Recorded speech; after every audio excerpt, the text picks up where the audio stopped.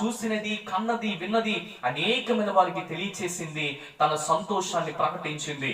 నేటి సమాజంలో యేసుక్రీస్తు ప్రభు వారి గురించినటువంటి విన్నటువంటి మాటలు, కన్నటువంటి మాటలు, చూస్తున్న మాటలు, వింటున్నటువంటి సాక్ష్యాలు అనేకమైన వారికి నీవు కూడా ఒక మగ్ధలేని మరియ వలె ఆయనకు సాక్షాత్కరంగా నిలబడగలిగితే దేవుడు నీ జీవితంలో కూడా ఆయన ఘనమైనటువంటి కార్యాలు చేస్తాడు. నేటి ప్రపంచంలో ప్రియ దేవుని బిడ్డలారా, యేసుక్రీస్తు ప్రభు వారు ఎక్కడ లేరో, ఆయన మానవుని హృదయంలో ఉన్నాడు. కనుక మన మానవుని హృదయాన్ని మనము జ్ఞాపకం చేసుకుంటూ ప్రియ బిడ్డలారా, మనమే ఆయన చేసినటువంటి కార్యాలని ప్రపంచానికి చాటి చెప్పి సువార్త చేయాలనేటువంటి ఆలోచన కలిగి ఉండే మొట్టమొదటి సువార్తికురాలు బైబిల్ ఎవరైనా ఉన్నారంటే ప్రియ బిడ్డలారా, యేసుని గురించినటువంటి పునరుద్ధానాన్ని ప్రకటించినటువంటి గనురాలైనటువంటి స్త్రీగా ఈ మగ్ధలేని మరి మనకు కనిపిస్తుంది.